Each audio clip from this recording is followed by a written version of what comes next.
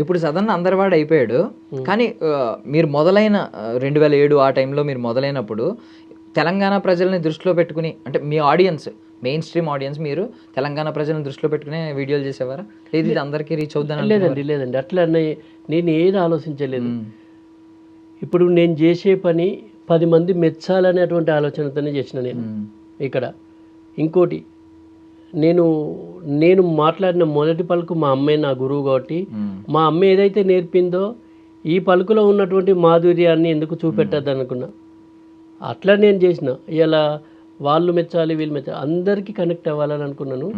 కానీ అయ్యాలి అది అందరికీ కనెక్ట్ అయ్యింది. నాకు not only Telangana, not only Andhra, Telugu వాళ్ళు ఉన్న ప్రతి దేశం నుంచి అభిమానులు ఉన్నారు.